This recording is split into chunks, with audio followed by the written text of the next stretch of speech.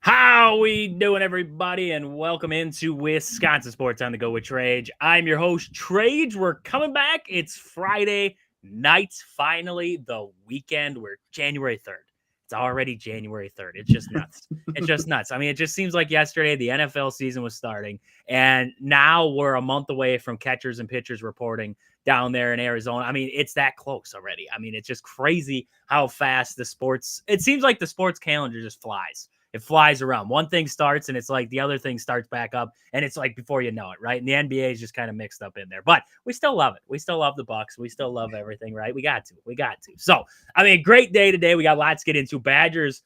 I mean, wow, we're going to talk about that game, but holy cats, we're going to talk about the records that they set against Iowa. That was a crazy game. So we're going to get into that. We got Packers to get into, a little bit of Brewer talk. We're going to get into a little bit of everything today on the show. So I got Aaron with me tonight here on the show, co-host of the show there. Aaron, how are we doing tonight? It's Friday. It's a good Friday.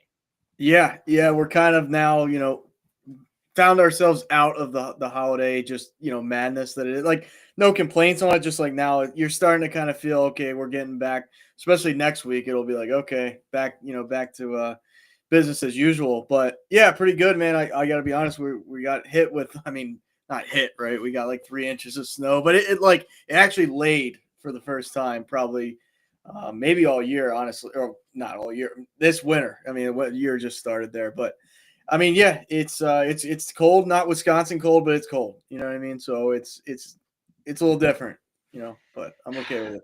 It was frigid cold in Wisconsin today. It said it was 9 degrees outside, but it felt like it was negative 30. I was freezing out there. You're cold when you lose, you're cold when you get past the point of being cold and you no longer feel cold, but that's just because you're frozen that much. Like that was the point that I was at today. It was just ridiculous. I mean, you know what the worst was?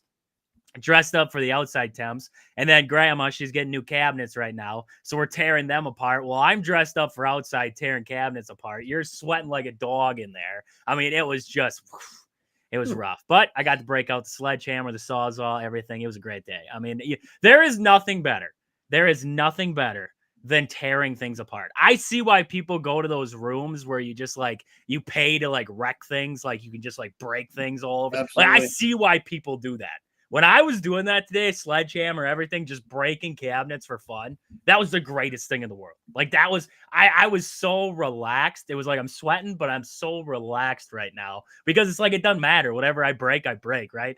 She told me not to put holes in the wall. I put a couple holes in the wall. I mean, it happens, but it was a great time. It was a great time there. So, Aaron, let's get into it. Here. Brewers. We didn't talk about it the other day. It's a little bit of old news, I guess, now, but we wanted to talk about it a little bit here. The Brewers got a new TV deal. So Bally out the door. We were like, okay, MLB is going to have the games now. And we were waiting kind of for that, see what was going to happen. I heard Amazon at one point. I was like, okay, maybe. Well, Amazon kind of went away from there, and then the MLB stepped in. They said, we're going to host all your games. Well, now the Brewers have signed up with FanDuel, and most people in the state of Wisconsin, if you watch the Bucks, you already have some way, shape, or form of FanDuel at the moment. I mean, I got it on my TV to watch the Bucks, so if you got it, you probably are watching already, so you can keep your subscription now to watch the Brewers here. But the biggest question I had, so we heard when Bally went away, we were like, okay, the Brewers are going to lose money. That was the big report that I saw, was they were going to lose out on money. The payroll was going to be less because they weren't going to be able to afford as much because of that, losing the TV deal. And it was like, okay, now that they got FanDuel, does that get them more money? And Aaron, did we find anything out? I know you were searching it up there. You're trying to find out what you can find out about FanDuel there. Are they going to get any more funds out of having FanDuel as a partner now?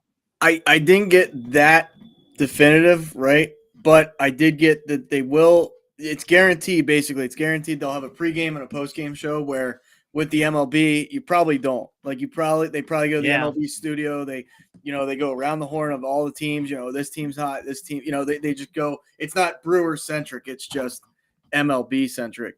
With this, I mean, and I'm reading here.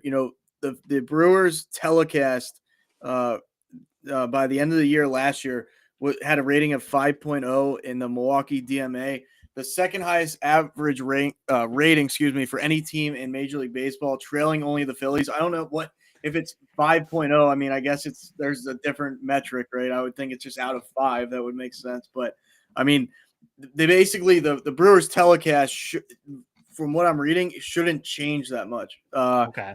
So that I think, they're not going to definitively say this is more money, but I feel like it just going on gut feel of reading over this.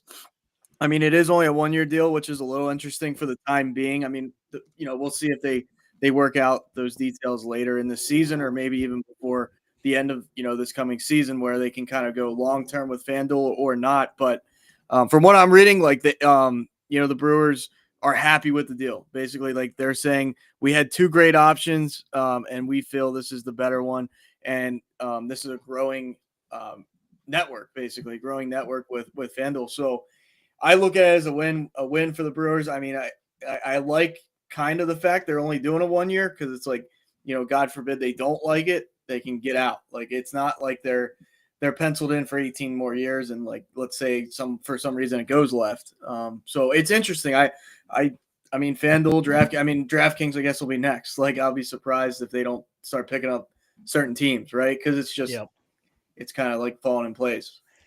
And I thought I saw a report out there that MLB kind of wants to take over the TV deal rights for most teams. They want to take over the rights to most teams as of like 2028 is what I saw. So I believe this is just a bridge, right? You mentioned it there, 1 year. This is just a bridge. And at some point, the MLB is going to try and step in and take over most of these teams' TV rights there. So we're going to see kind of how it all works out there for the Brewers. And if it does, get them a little bit extra funds, right? Because you look at what they had to do now. Devin Williams gone, Willie Adames gone. The payroll had to shrink because the money coming in was going down. Maybe this allows the Brewers to go out. I'm not saying sign Alex Bregman, right? But maybe it allows them to go out and afford a guy. I saw, I kept thinking about it. I was looking at the free agent pool the other day, and I was thinking about Yoan Moncada.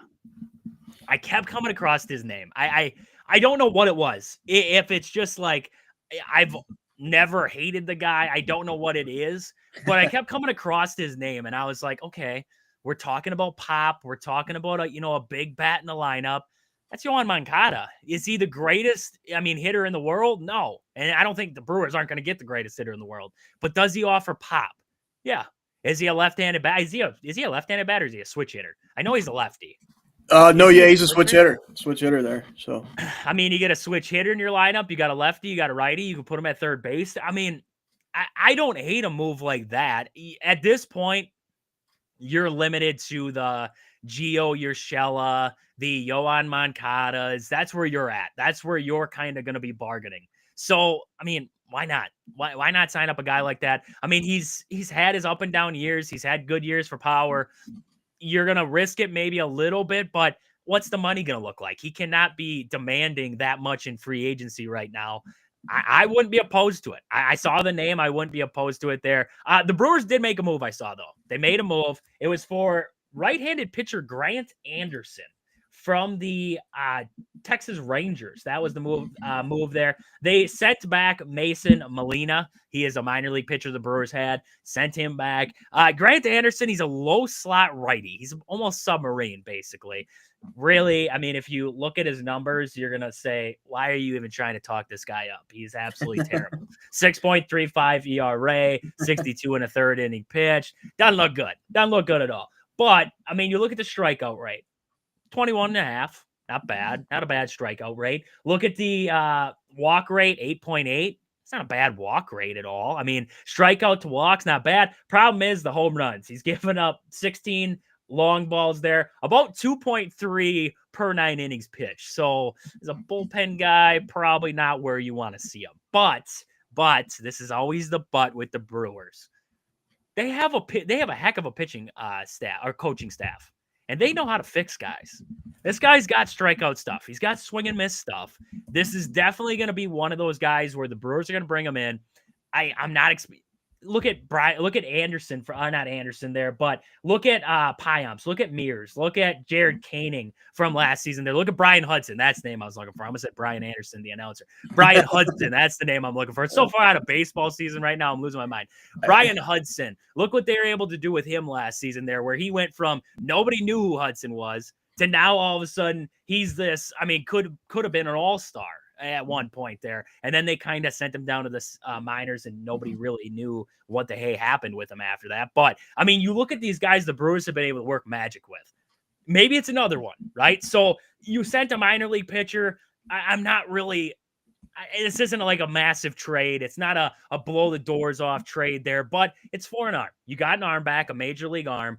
We'll see what happens, right? So, I mean, not a bad move. We'll see how it works out there for the Brewers, but they did make a move for Grant Anderson there. But, Aaron, did we see anything else? Any other rumblings happening right now in the MLB? Anything? I mean, Corbin Burns is still out there. I know Scherzer's still out there somewhere. Like, what's going on?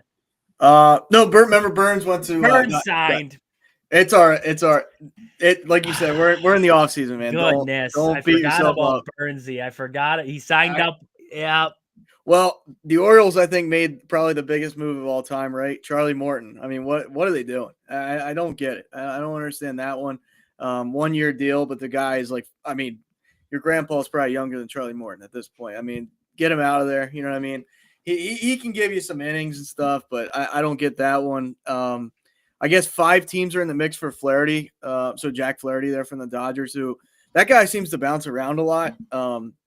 But you know, that's another arm. I mean, honestly, there are some, like, I'm not going to say like, you know, outstanding players left, but I mean, Pete Alonso's out there. Like, there's guys out there. There's guys that are like, you know, I mean, you mentioned it already, Bregman being out there. I haven't seen a lot of like NL Central rumors or anything. I guess the Dodgers signed that Korean standout Hae-Sung Kim to a 3-year deal. So 25-year-old, he hit 326 last season in Japan. In Korea, it's some Korean league. Sorry, excuse me there. But I mean, the guy's seems good. I mean, it's one of those international things you never know, but a lot of guys still out there. I'll be honest with you. I mean, I don't know. I mean, I don't think we're gonna have it into spring training maybe as long, but I don't know. I think Alonso's a Boris client, so there's definitely potential that some of these guys still stay out there. I mean, the Brewers have a chance to go get. I mean, there's always pitching, right? Like we talk about this Grant Anderson move. We don't know what it's going to be, but you know, shake things up a little bit. Why not? They saw something in him. I'm sure. You know, they don't just like teams unless you're, I don't know, the A's are even signing people, but you know, one of those like the White Sox probably just, I've never seen tape of them. We'll just trade somebody for somebody to see what happens. Like I think the Brewers are more well run than that. So I mean, we'll see. You never know. This guy could be a quiet, good bullpen arm if they get him. Like I've seen other teams do that. I've seen the Yankees take guys that are nothing and just turn them into studs in the bullpen. So.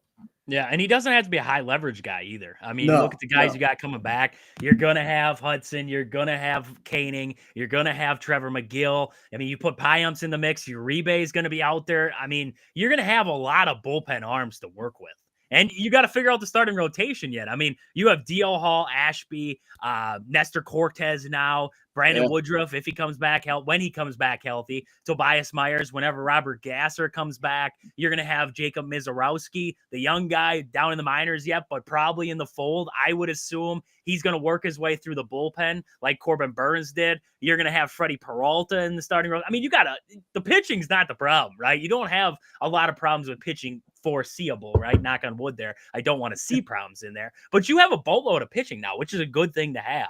And that's where he could slot in we don't want him to be a 7th inning guy. If he develops to be that, oh my, like, holy crap, watch out. Like that would be a phenomenal work by the Brewers pitching coaches to get him to that point. But he doesn't have to be that guy. He could be a 6th inning guy. He could be a 5th inning guy. He could just be a long relief guy. I mean, you just kind of got to look at that. We got one on the text in line that says Hall is terrible.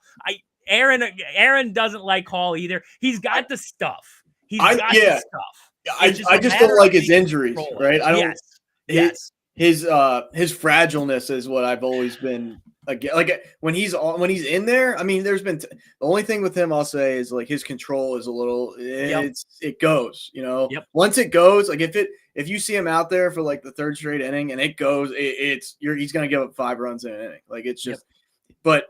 I mean, if he can get, he could be a perfect setup, man. Honestly, if he can dial it in and control his stuff, I'm not gonna say he's like what the text he said they suck. I don't know if he's terrible. He's terrible. He's I wouldn't terrible. go that far, but he needs to prove it. He's an unknown commodity for sure. Yeah, I mean, he's got the stuff. We know he's got the stuff. It's like Aaron Ashby. I've always said with Ashby, he's got the stuff. He could be good. It's just a matter of can he control it? Can he control it for a long stretch of time? Now, if Hall can't, guess what? You got Nestor Cortez now. You got Freddie. Hopefully, Brandon Woodruff's in there. You move Hall to the bullpen because I said if he can control it for an inning, good luck. That guy's got some shutdown stuff. Same with Abner Uribe. I mean, the big thing with him coming up was his control was terrible. He had great stuff. I mean, breaking stuff, everything. The fastball was hot, but it was like, what's going to hurt him? The control of it. And it happens with a lot of flamethrowers. I mean, look at he always slips my name, Jordan Hicks from the Cardinals. Yeah. That dude chucked straight heat. And it was humming and it had movement. But the problem was that half the time he spiked it in the dirt. Like that was his problem. So, I mean, you have guys like that. The question is, can you fix Hall? Can you make him a consistent pitcher who lives around the zone, right? Where, Burns, Woodruff, those guys can dot corners. Yes, they're going to challenge you, but they're good to dot corners every once in a while. When Hall's off, he gets walk happy or he gets right down the middle happy. And when you get those kinds of combos going on, not so good there. Looking at, we got same texter. He panics and he feeds the zone instead of working the hitter. Buller back. I agree. We're 100% agreeing with you there. He gets to the points where it's not working. The inconsistency's there, and he's feeding the center of the zone. He's trying to make the hitter do the work, and, well, that leads to bad things when you throw dead red. Ask Devin Williams. He threw his changeup dead red to Pete Alonso, and now he's with the Yankees. So it happens. It happens there. But, I mean, all in all, the Brewers, I kind of like where they're at. I don't hate it. I don't hate where they're at. Yeah, I wish we could go out and spend money. I really do. I wish we could spend money on everybody. I wish Bregman was an option, to be honest with you. But we can't. But you still have options out there. Like I mentioned, Yohan Moncada, you got like Gio Urshela out there. There's pieces that you could grab up. They're going to be in good shape. You have guys in the minors working their way up slowly. I mean, Mike Bovey's down there, Brock Wilkin. Hopefully Tyler Black can develop to be a guy. Cooper Pratt's down there, the shortstop prospect. You have a lot of good prospects on the rise. It's just a matter of how can we gap this year, right? How can we gap until those guys are ready to go? And that's where I think a guy like Yohan Moncada could step in. Is he going to give you a 300 average? I hope so, right? That'd be awesome. But I don't think so. He might be around like 250. But if he gives me 250 and 20 plus bombs, I'd take that out of a third baseman. Because then if Joey Ortiz can produce playing the shortstop position, Bryce Terang can give me somewhat what he did last season. You got, Garrett Mitchell, if he stays healthy. I love Garrett Mitchell. If he could stay healthy for a season, I really do think he could be a 25 plus home run guy. I really do. Like, Garrett Mitchell is, if you put Sal Frelick, I've always thought, you look at the guys in the outfield the Brewers have, Garrett Mitchell outside of Jackson Chourio is the one I thought had the most promise offensively. He's got the pop, he's got the speed, he's got the contact. It's just a matter of can he stay healthy and put it all on the field. I love what I see out of Garrett Mitchell. They got to keep him healthy. If he stays healthy, I love the outfield depth. I love where they're at all the way around. And we left out the fact that Sal Frelick can play third base. We saw it in spring training last season. Now, do I want to lose his glove in the outfield? Heck to the no. But guess what? If we have to, slot him over there because I love Sal in the lineup anyways because the dude's got one of the best contact rates. It might be a low velocity contact rate, but he puts the ball in play. And sometimes in the game of baseball, that's what you need out of those guys. He's got the wheels to do it. So if he can put the ball in play, I can live with it, right? I mean, you look at the strikeouts, they hurt, right? And you look at the Yankees and teams like that, they strike out a lot. Like, it's either bomb or strikeout. I hate guys like that. I like guys like Sal who, yes, the ball isn't humming off their bat, but they put the ball in play. They shoot it out there and give themselves a shot. And, we all forget that in Game 3 of that wild card, which we should have won. Thank you, Devin Williams. I mean, Sal Frelick hit a bomb back-to-back with Jake Bauers there to give the Brewers a 2-0 lead. Like, people forget about that. This guy can hit the ball hard. It's just a matter of how often, right? And I think he's going to slowly work himself into that one there. Looking at, we got same texter here. Yelich needs to DH so the young guns can play the field. I've said it too. I have. If you give me an outfield, I don't care. You give me a combo. Jackson Chourio, Blake Perkins, Sal Frelick, Garrett Mitchell. You give me those four and just keep sprinkling them in the outfield. I'm good with that all day long. I am good with that all day long. Like I get you have to keep Yelich's bat in the lineup, but man, oh man, like you cannot tell me Yelich has a better glove than those other four guys. Like those guys are ridiculous with it. No, I agree. The only thing, like, as soon as you said that, though, it like fixated in my mind there was now Reese is going to have to play first. Like, screw it. I mean, I'm not saying it's the wrong move. It's just like you are now locked in, like, because, obviously you only get one DH. Like, if Yelich, if Yelich is your DH, Reese is trotting it out to first base, which he's talked good about at times. He's good at times. Like, I've seen him pick a ball and then the same pick. It's a brick wall on his hand. I don't know what it is. That's exactly who he is. I've seen it time. It's all. I'm not gonna say it's all a mental thing, but I think some of the times with him it is because like I know he can make that play, and then he just you scratch your head like that because there'll be picks he makes that are better than balls that are like just a one hopper from third that like we see every first baseman pick. And he'll be the one to struggle on that. It's just like it's weird. Like it's almost like he's never fully. I'm not gonna say fully like committed to first base, but it's almost like he came up as an outfielder, which is weird. But yeah, I mean, I would take Yelich out of the outfield purely because there's probably a less chance he gets hurt then too. Like an injury prone. Like I hate to say it, but kind of an injury prone guy. If he's just hitting, I think there's a less chance. I mean, he's not running into a wall. He's not diving. He's not.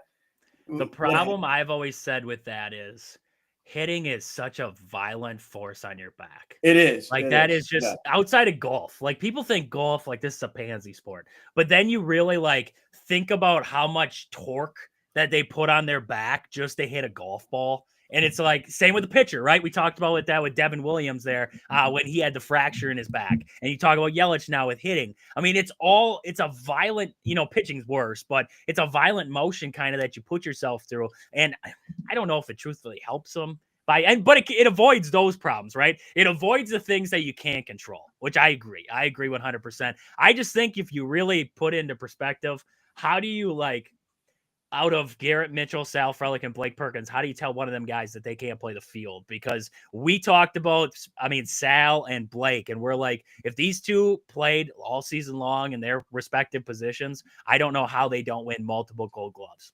I don't. I truth be told, Blake Perkins to me was the best center fielder in baseball last season. Defensively, offensively, probably not. Defensively, he was a dog. Like nobody can deny that. And if people want to argue with me, go right ahead. Go right ahead. We can go back. We can watch the tape. We can watch everything. That guy was nuts in the outfield. Same with Sal. I mean, how many highlights can we go and look up of Sal Frelick robbing a ball, jumping into the net to catch a ball there, he ran into the wall, the only spot in the Brewers outfield wall where there's a stinking window with bars over the top of it. He ran into that and hurt himself before the playoffs. I mean, this guy is an animal, right? And Garrett Mitchell, I mean, he's got the same kind of intangibles. It's just we haven't seen it a lot because he's always been injured. And so that's what I'm saying. Keep him healthy. You got a different kind of story there. Jackson Chourio's glove he's young. He was a shortstop at one point. He moved to the outfield. He's young. He's got speed, though. He's got an arm. It's just he's slowly working his way into it. He's not – you can't take Jackson Chourio out of the outfield or out of the lineup. It's just if you had to pick a defensive outfield, you're picking Blake Perkins, probably Garrett Mitchell, and Sal Frelick, in my opinion. Jackson Chourio makes me nervous. He makes me nervous at times, but all the way around, I love where the Brewers are at. I mean, with the youth, they got more youth coming up the back door. I mean, they got a lot of fantastic stuff to look forward to there. So hopefully, we see a free agent move here now that maybe we got a little bit more money in the pocket. See a free agent move for – you're not getting Bregman. but maybe like a Yohan Moncada or something like that to kind of fill the hole. I said Patrick Wisdom, but apparently he's going over to Japan or somewhere over there. He's already committed to go play overseas for 2025. So maybe he's going to get his bat right. And then the Brewers can sign him back, right? They can sign him back to the MLB, and that'll work out too. Maybe. I mean, this is like crazy because I'm bullish on this guy because like I honestly like he played for the Orioles, but he's a 40 home run guy. Like I don't know where you'd fit him because he can't. He's not a fast guy. Santander. Like he's not a 40 home runs. I can fit him anywhere. I'm just saying, man. Like whoever gets that guy, I'm not gonna say he's gonna continue the way he's going now, but I mean he's like. Where did the Orioles slot him? He's right fielder. No, he ain't playing the outfield. Yeah, that's what I'm saying. And DH is kind of locked. He could be a DH. I mean, I think you find a place for him. The problem is that you got. I mean, if you want to give Contreras a day off, you don't want to take his bat out of the lineup, so he's a DH. If you want Yelich out of the outfield, he's a DH. If you want to give Rhys Hoskins a day off at first base, he's a DH. Like you got too many DHs. We need no more golden bat rule. Second DH. That's what we're calling for. 10 people in the lineup. That's what we're going for now. 10 people I kind of dig it. I don't hate that. I don't hate that idea. More scoring. Give me more scoring. I mean, I'd like to see it play out first, but I mean, this guy's over here hating on Perkins now. He's telling me Perkins hit 240 with 6 home runs. Better have good defense. That's what we're saying, all right? He's not built on hitter. He's not a hitter, all right? At one point, though, I believe he was hitting like 300. He went on a torrid stretch. I'm trying to. Who's their everyday right fielder? Sal. And I'm just trying to I don't think there's any like Santander's gonna. He's gonna contest like 30, 35. I just even though not many people know who he is. Like he's over 30 home runs every year, and last year 44, like more than Soto. So it's like, dude. But I mean, if you could fit him in right, I don't know. There's probably no way they can actually configure it, but. We got too many outfielders already. We can't even think about outfielders. We're on third base or bust. Yeah, and I mean, Bregman. I'll pull up the free agent third baseman. There's got to be some other names in there, at least worth mentioning or worth looking at. We'll just sell the farm to the Cardinals. Grab Nolan Arenado. I mean, just say screw it. I don't think that's ever going to happen. Cardinals. Yeah. And I don't think Arenado likes the Brewers. I'll be honest with you. I don't think he'd come to Milwaukee. He already vetoed the trade to the Astros, I believe. He was going to be sent to the Astros, but he vetoed that trade. So he don't want to come here. I don't know. I don't know if I've ever seen Gleyber Torres play outside of I know the Tigers just signed him, but like 1 year, $15 million. Like if he could have played third, Gleyber Torres is good. Like he's a good hitter. I can't lie to you. He's not really appreciated. Like I think. I'm not saying he's all timer, but like he's respectable. Like, and a 1 year deal. I don't know. That's not bad. Not a bad deal for him. Not a bad deal for the Tigers. Yeah, that's how I look at. I'm surprised he settled for so little, though. I would win a multi-year deal if I was him. Maybe an options after it, but 1 year. He did have a rough season, like by his standard, rough season this year. 240 is the new 300, though. We got to remember that. You are right. You are right. He but I think he made the most errors by a second baseman or something like. At one point, he was. But yeah, Yankees were rough all the way around. Ask Aaron Judge in that series there. Ask him how it goes. Oh, real quick before we move, have you seen those videos that there were like the ball drop? It was like 10, 9, and the ball's getting hit to Aaron Judge. Oh no, they're doing the Yankee countdown, and he drops hurt. the ball like. Oh, that is the internet is undefeated, but that's brutal. That hurts. But Yankee fans are broken now. We're sorry. We're sorry for you. And I got to bring up one quick thing there. I'll let you go, but I stumbled upon this. I got to mention it because you'll definitely. I think it'll fire you up a little bit. MLB on ESPN, MLB Power Rankings. I mean, so early, right? It was today at 7 a.m. This article was put out. Just wild guess. You're not gonna. The only hint I can give you, you're not gonna like it. Where do you think the Brewers are ranked as of January 3rd, 2025 MLB Power Ranking? 17th. That's a hell of a that. Wow, 16th. Wow, bold. That They always disrespect. I still think the Brewers are the top team in the NL Central. I really do. Until somebody proves me different, and I don't know who that is. The Cardinals are unloading. The Cubs haven't done enough. The Pirates are the Pirates, and the Reds are the Reds. I mean, until somebody proves me wrong, the Brewers are the top dog.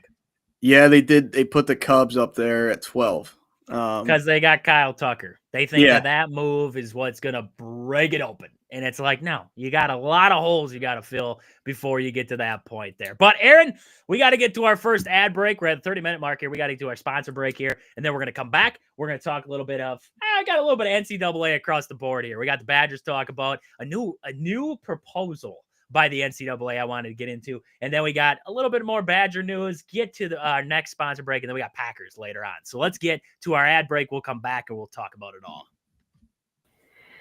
This show is brought to you by these fantastic sponsors. Pittsville Farm and Home Center. At the store, they serve you anything from hydraulic hoses to red roses. Stop in to see the awesome crew at Pittsville Farm and Home Center in Pittsville. Next, we have Sport and Spine Clinic of Greenwood. Have you been injured recently, whether it was at work, shoveling snow, or mowing the lawn? Stop in and see Chad at Sport and Spine Clinic in Greenwood. He will get you right, get you back to work, back to shoveling snow, back to mowing the lawn, doing whatever you were doing, feeling better than ever. And then we have Game Day Supply in Onalaska. Do you have a sports club or team? Are you looking for some sweet custom uniforms or apparel? Check out the awesome crew at Game Day Supply in Onalaska to help your team get the sweetest gear. All right, there you go. You got to get to Game Day. They got all the great stuff. We got all kinds of sweatshirts, hoodies, everything you need. You got everything you need at Game Day. Plus, you can get hockey gear for this time of year, basketball, whatever it is. They have shirts. They have everything you need. So make sure you're getting down to them there. But, I mean, over on TikTok, Wendy, good evening to you too. She says, evening, gentlemen there. Good evening to you too, Wendy. How are we doing tonight? How are we looking? How are we looking tonight there, Wendy? But I want to get over NCAA. I saw this. I don't know why. I don't know why they keep trying to ruin the game for me. But the NCAA is considering 5 years of eligibility. Why in the Sam heck do we need 5 years of eligibility? Now, I thought, just immediate thought, okay, this is going to take away the red shirt, right? The red shirt ain't going to happen anymore. You got 5 years of eligibility. Why do you need a red shirt year? It's not. From what I saw, from the reports that I saw, it would not take away the red shirt. The red shirt would still be in play. So you could have guys who are going 6 years at a college, wherever it is. They could stay there for 6 years if they wanted. Then if you get a medical, what do they call it? Is it a gray shirt? Is that a gray shirt that they call that? I don't know. If you get a medical one, then you could be 7. You could be 8. Now we're talking about craziness. Now we're talking about 27-year-old dudes running around playing college sports.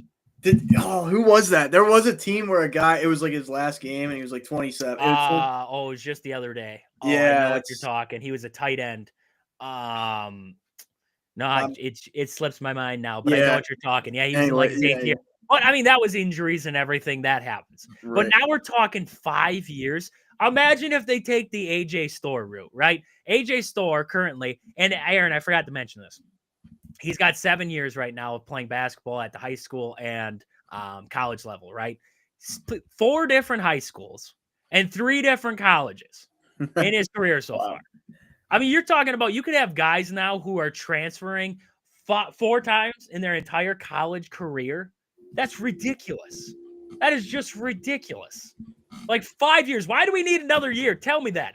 Somebody out there, whether you're in Twitter or Twitch or wherever you are, somebody explain to me why they need 5 years of eligibility. That's just ridiculous. That is nuts. And then I really do wonder though, what's the NBA's reaction? What is the NFL's reaction? They don't love it. They don't love it. What are they saying? Because they're like, well, hold on. So now we got to wait an extra year to look at these guys. Like, how is this going to? So then it creates problems with money on their end. So then what happens there? And I mean, I just don't get it. I don't get why you would look ahead to a 5th year. Like, that's ridiculous. They made this new rule the other day. Like, if you go to JUCO, it doesn't count. If you go to a JUCO school now for 2 years, you still have 5 years of eligibility left remaining. So you could play for 7 years at the college level between JUCO and collegiate. I mean, why? It doesn't compute. The math ain't mathing right now, is what they say. The math ain't mathing. I mean, Aaron, what do you think? 5 years of eligibility? That's nuts.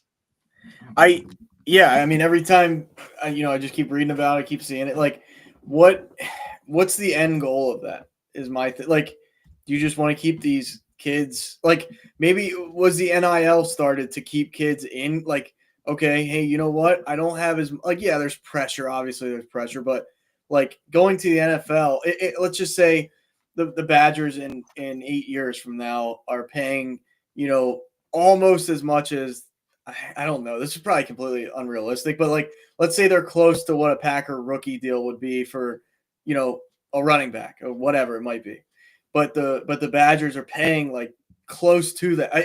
Is college just saying, well, obviously we had to pay our players, but now is it like we want to keep our players in, like we want to make college almost like semi-pro, where it's like these guys, like you recognize their names, like we talk about like whoever it might be, right?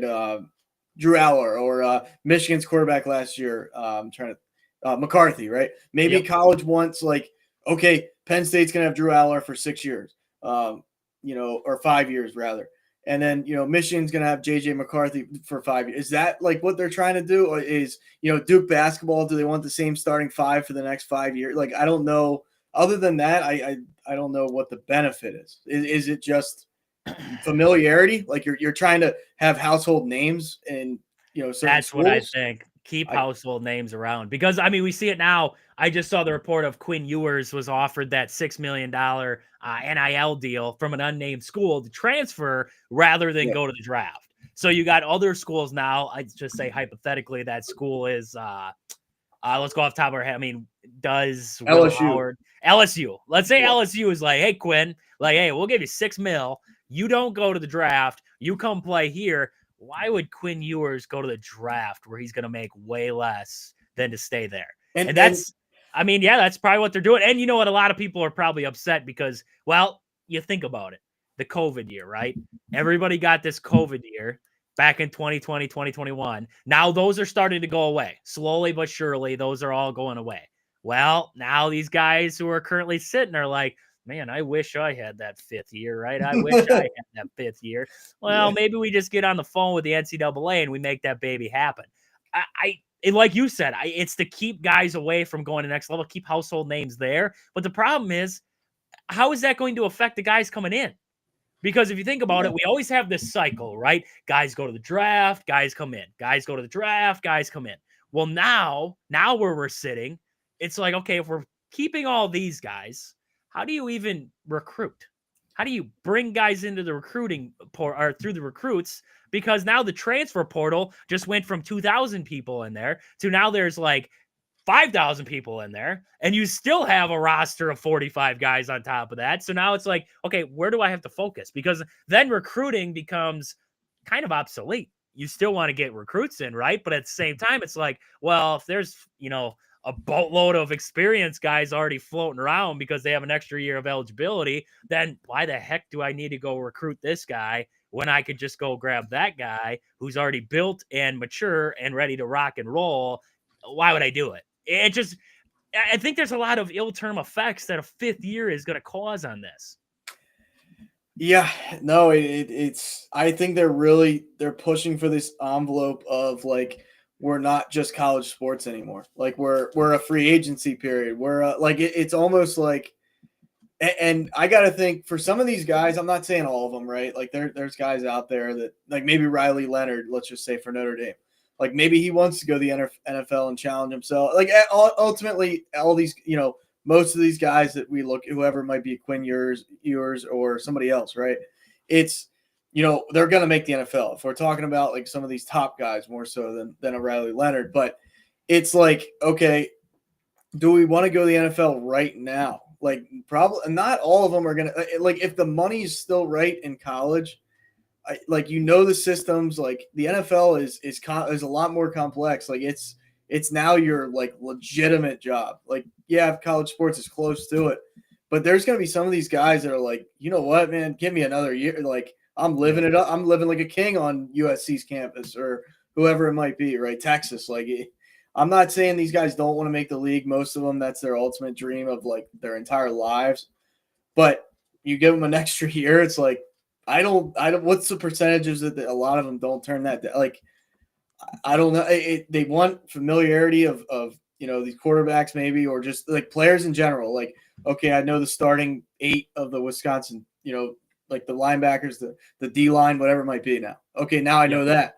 Now it's getting talked about more because like players come in, players come out, like you said, so much, so frequently. It's like if you're not an avid college football watcher, you're like, oh, who's that? Like it's just new people all the time. So I just think college sports is like we're gonna try and do everything possible to like blow this thing up, like the NIL, the keeping players here, no matter what it is. Like we want to compete, like realistic, toe to toe with the NFL or toe to toe with the NBA or like whatever we can do to get closer. I could see the good side. I could see the good side of this. It would allow guys who don't have that shot at the next level to have that extra year. I could see the good side. There could be a good side of it, and also to boost draft stock, right? I mean, some guys have a bad, junior year, senior year, whatever it is. The draft board's not looking at them very high. Maybe they use that extra year to boost their draft stock. Like, I could see the good. We're not saying that this is going to be a complete, like, it's going to suck completely. I just, I don't like it. I don't like it. I think there's a lot of bad things that can come out of this 5th year. And that's just my opinion. That's just my opinion on that. I mean, both of us kind of agreed completely on that. There could be some good, but will it be outweighed by the bad? And that's what the NCAA is playing with, a lot of that right now. They're playing with a lot of those stories right now. So we'll see kind of what happens there. I mean, it's just in the talks now. It's just in the talks. But we'll see if they go through with it. Usually with the NCAA, they like to fire things in right away. They don't like to toy with it. They kind of just like to, what's going to make them more money, right? And I think this is a money thing, and I think it's going to actually draw them more money. So we'll see kind of what the NCAA does there. But Aaron, I want to talk about this Badger basketball game because holy catsola. This game, I didn't get to watch a lot of it. I'm going to rewatch it. I want to do a full dissection. Probably Sunday here on the show. I want to talk about the game and what I saw completely. But I saw bits and pieces. I was at practice with the boys tonight here. But 116-85 was the final score in that game. 116-85. And to give you the numbers from this one, Aaron, the Badgers set school records. They set records tonight here. Looking at it, most school record for most threes in a game, 21. Honestly, you hit 21 threes, you go 21 for 31 from the 3-point line. I don't know many games realistically that you're going to lose at the college level. I really don't. You hit 21 threes, good luck to beat that. Like, that is nuts. 21 threes for the Badgers. Most points scored in the Kohl Center's history, 116. Actually, the record for the Badgers in a game was 120.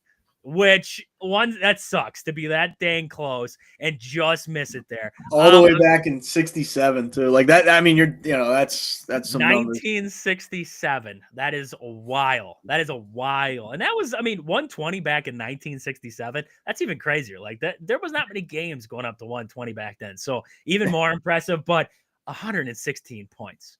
You just put yourself back on the national spotlight again. Like after this little stretch the Badgers had, they went through that little losing spell that they had, Marquette, Michigan, Illinois. They had that little losing streak. Illinois just walked into Eugene last night, took on Oregon. I wish John was here so I could talk to him about it. Walked into Oregon last night, and they beat them 109-77. Illinois walked into Oregon and beat them 109-77. That was a masterclass by Illinois. And that puts into perspective. I know a lot of people were like, oh my God, the Badgers just got, they just lost by 6 to Illinois in that game, 86-80. And everybody was like flipping out like the world was ending. And I was probably one of them. Don't get me wrong. I was probably one of them. But Illinois just walked in. Oregon was the number 9 team in the country. And they just got their doors knocked in at home by Illinois. And then the Badgers go on the very next night. The Badgers go and they take on Iowa. And we were talking about in the preview of this game on Wednesday. We're like, this is gonna be a good game. Like, there's a lot of good. Iowa's got some good things going right now. I believe they were the highest point average in the Big Ten. They were at like 90, and the Badgers held them to 85. Actually, that number, if you really put it into perspective, it's kind of skewed, right? You get in kind of garbage time towards the end of the game. You're kind of pulling away. It's not really a game anymore. And that's, just my take on it. But some of these games, you look at the final score, it doesn't actually speak the truth of what the game actually looked like. The Badgers, I mean, they had them at 80 before it got out of control late in the game there. And this is a team that averages 90 points a game in Iowa. That's impressive on the defensive end. We talked about the defense playing better. Owen Freeman, 14 points in this game, Aaron. We talked about him coming in, 17 points a game, 14 points for Owen Freeman there. Peyton Sanford there, 7 points, 0 for 5 from downtown. Now, not saying that, shots weren't falling for Iowa, but 0 for 5 from downtown. You'll take that any night of the week. I mean, they did a great job defensively in this game. Like I said, I got to go back and watch the complete game. I got a little bit here and there, some clips and everything like that. I got to get back and watch the complete game to know for sure. But outside of that, I mean, that's the numbers. I mean, you just look at the numbers in this game. And I tell you what, when the Badgers win like this, I love to look at the numbers. Your biggest lead in this game for the Badgers, 34 points. They were up by 34 points at one point in this game. You look at fast break points on the game. I mean, 13 for the Badgers there. But we talked about it, Aaron, controlling the paint, right? We said it. The Badgers got to control the paint. 38 points in the paint for the Badgers, 34 for Iowa in this one here. Rebounding, Badgers out-rebounded Iowa 37-21. We talked about it, getting on the glass, proving that you belong. I mean, this game proved it for me. This game proved it. You put up 116 points. I don't care who you are. I don't care who you are. You put up 116 points in a game, in a Big Ten game. Tip the cap, right? Tip the cap, walk off the floor. Everybody getting involved in this one. And you look at the three-point percentage, 67% from the arc. I mean, you're not going to have a lot of games like this. You're not. I mean, you shoot 67% on a night. You're just, losing it out there, right? 64% from the field. This is just all around a masterclass. You got to the free throw line 17 times. You made 15 of them. This was utter, I'm going to dare to say it, Aaron. I'm going to dare to say it. Dominance. This was dominance on your home floor. Iowa walked in there, and just like they walked in, they walked back out just as sad. Like, that's how they walked into this one. I mean, John Blackwell, and my favorite part about the Badgers, it changes night by night. And we talked about this early on in the season. They have so many stars that can do it, right? And we saw it in this one. John Blackwell, 32 points in this game here. I mean, nothing but impressed. John Tonje gives you 12. Not a great, he didn't shoot a lot. I mean, you look at that, he didn't shoot a lot in this one, but that's because there was a lot of guys involved into this one. Max Klesman, 8 points, but don't get me wrong, 3 for 5 from the floor, 2 for 4 from downtown. I'll take that out of Max Klesman. I will take that out of Max Klesman because the way he's been shooting, it's been a struggle. 8 points in this game, 2 for 4 from 3, 3 for 5 from the floor. I mean, I'll take that night. I'll take that. I will take that. And then you got your big fellas, right? Nolan Winter in this one, 18 points. Steven Crowell, 14 points. And then you have Kamari McGee off the bench with 12. All the way around, I love this effort. I love this effort for the Badgers there. And you got your big fellas getting rebounds, right? Steven Crowell. Greg Gard called him out, said, dude, you're kind of being a pansy down the post. How do you have no rebounds? 7 rebounds in this game here. Nolan Winter with 8 rebounds. You have assists up to, look at these assist numbers, Aaron. 3 assists for Steven Crowell, 6 for John Blackwell, 6 for Max Klesman, 2 for John Tonje on this game, 4 for Kamari McGee. You had 26 assists on the game. 26 assists on this game. I mean, Aaron, am I missing anything here? Am I missing anything outside of this was just an utter dominant performance from the Badgers, and this is what we wanted to see coming out of that long break where we're like kind of skeptical because they had some, win against Butler and they had that win against Detroit Mercy, but before that, they kind of got beat by some good teams there, Illinois, Marquette, Michigan. I mean, this game, it put you back on the map. Yeah, absolutely. I mean, I don't think you missed really much of anything there. The only thing I saw is like at one, beginning at the 8-minute 44-second mark of the first half, Wisconsin went on a 19-2 run. Like I know you mentioned what they were up. The highest was like 34 points. 34 at one point there. Yeah, but I mean, just a 19-2 run. Like that's talk about momentum. Either just like thriving on momentum or just a killer to momentum. Like. If you're Iowa and you're just watching all these threes go in by just about everybody, it's like wow. Like, you know what I mean? It's sometimes the hoop looks like, it looks massive. Like, it looks like you can't miss. And like, that was one of those nights like that's like, you almost, not going to say you can't do it again, but it's like those type of nights don't come around too often, right? Like, you don't take that for granted. Like, it's fun to watch because it's just like almost everybody, it feels like, has a hot hand. So it's like, yeah, I mean, like you said, I mean, dominance to say the least. During that stretch. I mean, Klesmit banged the three, Carter Gilmore and Blackwell. So it's like you said, it's a different guy every night. It's a different, and on a night like that, like we talked about, Klesmit, how much is he going to score? Like, what, up there, eight or 9 points there? I was just reading about that. But I mean, yeah, it's just the offense was, I mean, humming is an understatement.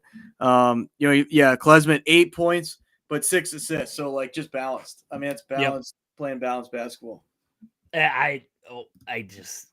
It baffles you. So I love looking at this box score. I just love this. Like, it's like video game numbers. It is. John Blackwell 6 for 10 from downtown. Like, it's just different numbers here. I mean, Carter Gilmore goes 2 for 2 from 3. Xavier Amos, a guy we've talked about in the past there, can he start to figure it out? 2 for 2 from downtown. I mean, just Kamari McGee, 4 for 5 from downtown. Cameron Hunter, 1 for 1. I mean, everybody was involved. Everybody was involved in this game, and it was just, utter dominance straight through and through for the Wisconsin Badgers. So Badgers get the big win over Iowa, 116-85 there. Next up, Rutgers, traveling to Rutgers there. That'll be on the 6th, I believe. Is that Monday? Next Monday. They're going to be traveling to Jersey Mike's Arena there in Piscataway, New Jersey. Gotta love Piscataway. I mean, I love me some pistachio ice cream every once in a while. So, I mean, just staying Piscataway, it just makes me want some pistachio ice cream. There ain't nothing better. Jersey Mike's out there? Like, is Jersey Mike's isn't just an East Coast thing, is it? I'm pretty sure there's Jersey Mike's in the state of Wisconsin, but did Jersey Mike's originate in New Jersey? Because Buffalo Wild Wings did not originate in Buffalo. The Buffalo Wing did not originate in Buffalo, I don't think. Wow. Okay. I'm pretty sure. Aaron, that's your next task. You got to find out where Buffalo Wild Wings came from there. But a little bit of Badger news. I want to get a little bit of Badger news here real quick. The Badgers did sign up another defensive lineman, JVR Suggs, the defensive tackle there from LSU. So a pretty good class they got coming in now in the transfer portal for the Badgers. And this guy, I'm not going to say that he's been like an All-American or anything like that to this point here, but he's been solid. He's been a solid ad. He did, I believe, he's had like 52 tackles. Last season there, he had 3 solo tackles, 2.5 sacks. Not a great season. I don't mean LSU. They got a lot of talent on that squad there, but this is a big fella. He's got great ability to rush the passer from the middle spot there. And I love this signing. I love what they've had. He's from Flint, Michigan there, so close to Wisconsin. They're over a Michigan native himself there. And I believe, if I'm not mistaken, there was multiple other big schools after him. I believe Penn State was in the talks with him there. I believe there was multiple other good teams in that talk with him there. So the Badgers sneak another one out there, add to that defensive line depth, something that we talked about this last season was a big hole for them. They've been adding that left and right in the transfer portal. I believe they have 4 or 5 experienced guys now coming into that defensive front. Along with it, Ben Barton comes back, the Wisconsin native. If he comes back and plays that defensive front for him there, and then the recruits coming in. I mean, he's still got some solid recruits coming in. Jalen Williams, one of your top recruits coming in there, is going to be on that defensive front. So we'll see kind of what they conjure up there. But Aaron, did we figure out where Buffalo Wings came from? Oh shoot! I went the Jersey Mike's route with it. Where did that come from? Jersey Mike's is from New Jersey, Point Pleasant, New Jersey. I've been there. That's a cool place. On the Jersey Shore, all the Jersey beaches there. So I mean, at least it's not like Jersey Mike's was started in Nebraska. Like, that would just not be. That wouldn't make sense, right? That would not make sense. It would not. It would just be no. I didn't know it was Jersey Mike's Arena though. I like that. It has a nice little tune to it. What else do they call it? They call it the Rack. I think they call it the Rack. Maybe. I'm seeing here that Rutgers is called the Rack. Probably there. I am seeing that Buffalo Wings did originate in Buffalo. I'll be honest with you. No, that can't be right. Somebody told me different one time. So I swear, somebody told me different one time. I And mean, yeah, I mean, who knows? It's one of those things. Somebody Did steered Buffalo, me in the wrong direction. That's the problem. Somebody steered me in the wrong direction. maybe somebody maybe they were started somewhere else and they actually got notoriety in Buffalo. You know what I mean? Maybe something happened and they had some special sauce out there or something. It's possible, right? It was in Buffalo, New York. That's what I'm seeing now. 1964. Now, see, somebody lied to me. Somebody lied to me out there, and I'm not digging it anymore. Well, where was the first Buffalo Wild Wings opened? I think that's Buffalo, New York. Let me find that, but I'm pretty sure that was Buffalo, New York. Somebody just screwed me over. That's what they did. They're like, let's just screw with this guy for a day. Those stories, a story will get passed down the lane, and by the time it gets to you, it's like, okay, that's not what I thought it was. I thought somebody said San Diego or something. Well, it's like if you're on a job site, right? Maybe some guy that told you that story, he heard it from some other guy. What they say, people say, you know what they say. And, See, but I'm that guy that ruins the story. I screw up the story halfway down on purpose. So that way it gets confused when it gets to the other end. I'm like, one guy's, on the job site, one guy's like, hey, hold on. See, okay, I got a texter in here. Apparently Texas Roadhouse is not a thing in Texas. Wow. Well, and here what I'm seeing is location wise, Buffalo Wild Wings was originally called Buffalo Wild Wings and WEC, abbreviating. It's not important, but Columbus, Ohio. Now I kind of hate Buffalo Wild Wings now. So now we hate Buffalo. We can't go back. That's Ohio State. That's Ohio State. We can't go back. See, so that's what it must have been. What it was. It wasn't the Buffalo Wing. It was the Buffalo Wild Wings. Did not originate in Buffalo. See, that's what somebody must have told me. But Texas Roadhouse not being in Texas, that's wild. Are we disgracing the people of Texas by having Texas Roadhouse? It had to have been down south, though. The culture, I can walk into a Texas Roadhouse in Pennsylvania, and it probably feels similar to how it feels in Texas or Oklahoma or wherever, right? See, but Texas Roadhouse, here's the first Texas Roadhouse opened in 1993 in Clarksville, Indiana. That's not even close to Texas, Aaron. We're so far away but it's not Texas, like Boston. If it was in Boston or something, it would be like that is sacrilege. That is. That's true. I'm with you. It's called Texas Roadhouse. It should have been. Well, see, but Texas ruined me when they stopped letting me throw peanuts on the floor. Because you used to be able to walk in there and you used to be able to chuck the peanut shells on the floor, and it was a great time. And now it's like you can barely even get the peanuts. Well, and I think the one around a COVID thing, right? That was it was COVID, and then they never really rolled it back out. I'm gonna start throwing peanuts on the floor and see what they do. That's my next move. I'm gonna throw it on the floor. Bring in a bag, I don't know. Do you guys get those bags where it'll have the Brewers logo on at the grocery store? They get the peanuts with the Brewers. Yeah, you can get them around. I think. Yeah, maybe rock one of those. Bring it in to Texas. That might cause you to get kicked out though. I don't know. That might cause an issue. See, one time. I wanted to take the peanuts home with me, right? I was at Texas Roadhouse, wanted to take the peanuts home with me. I was in Eau Claire at Texas Roadhouse, and walking out the door, I was like, I'm just going to take the tin cans with me, right? So I just grab onto the old tin cans, and I'm walking out the door, right? And all of a sudden, everybody, it seemed like all the waiters and waitresses, is probably exaggerating the story, right? But it seemed like everybody was blocking my path to the door. And they're like, where are you going? And I was like, to my car. All right, well, what are you doing with them buckets? And I was like, well, I want to take the peanuts home. I figured I could just take the peanuts with me. Sir, you cannot take the buckets with you. I was like, well, what am I supposed to do with the peanuts? And they're like, you can't, we don't care. Put them in your box. You can't take the buckets. And I'm like, well, I'm not putting it in my box. So, this is I'm going to prom, right? So this was before prom. We went to Texas Roadhouse and loaded up my pockets with peanuts, right? I'm just loading up my dress pants pockets with peanuts. Got them up in my pocket of my, blazer I got on. Got them up in the pockets there. Got them all down in the pockets. I'm like, here's your buckets. And then we walked out the door. Rest of the night smelled like a peanut. It was great. It was the greatest night, right? Greatest night there, smelling like peanuts. You got to love it. You got to love it. But Texas Roadhouse, that's what we learned today. There we go. If we had to have learned something today, Texas Roadhouse is not a Texas thing, and I think it's a crime. I think it's a crime. We're disgracing Texas. So I'm never going back to Texas Roadhouse. I just feel like I'm hurting the people of Texas.